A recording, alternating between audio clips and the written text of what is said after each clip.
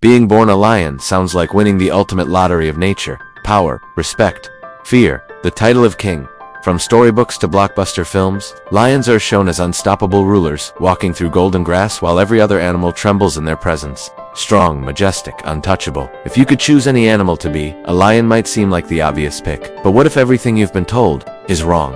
What if being born as an African lion isn't a blessing, but a curse? Because the moment a lion cub enters the world, it doesn't receive a crown. It enters a battlefield. There is no celebration, no safety, no guaranteed tomorrow, only danger. Most lion cubs won't live long enough to see adulthood. Many will die before they even understand what life is.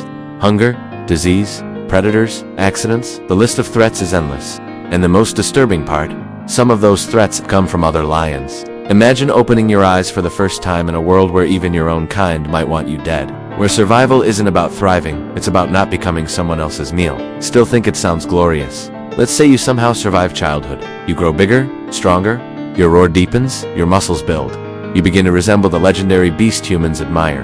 Congratulations. Now your real problems begin. Because strength doesn't buy comfort in the wild, it buys enemies. Every meal must be earned through exhausting hunts that often fail. Every injury can become a death sentence. Every day without food drains your strength, your speed, your will to continue. And sleep, even that isn't safe. Rivals, scavengers, and desperate predators are always watching, always waiting for a moment of weakness. One mistake, one slow reaction, one unlucky encounter, and the king becomes the victim. Nature doesn't care about your reputation. It doesn't care that humans call you royalty. It only cares whether you can survive. Today, and if you're a male lion, your life may become even more brutal. Driven away from home, forced to wander hostile lands, constantly fighting, constantly starving, constantly trying not to die before you ever get a chance to rule anything at all. Most never do. They disappear into the wilderness, unnamed, undefeated, but unsuccessful. Ghosts of a crown they were born to chase, but never wear. Even the few who succeed don't get peace.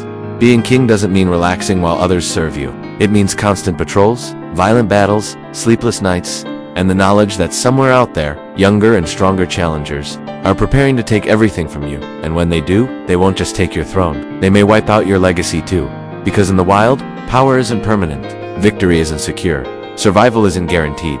Not even for the strongest predator on the savannah. So why do we still see lions as symbols of glory? Why do they represent courage, dominance, and royalty, when their actual lives are filled with hunger, fear, loss, and pain?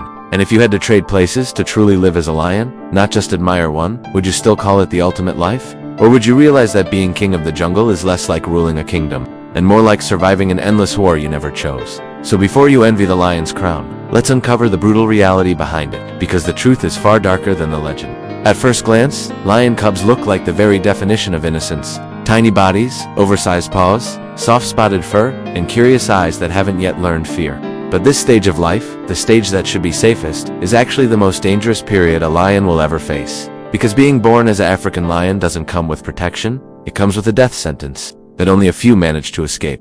From the moment they are born, cubs are completely helpless. Blind for the first days, barely able to crawl, totally dependent on their mother for warmth, milk, and safety. A single separation, even for a short time, can be fatal. And the world outside the den is full of things that see them not as future kings, but as easy meals. Hyenas will kill them, leopards will kill them, large birds of prey may snatch them if they wander too far. Even buffalo animals lions hunt will trample cubs without hesitation if given the chance. The savannah doesn't care that they're babies. To most animals, a cub is simply vulnerable flesh.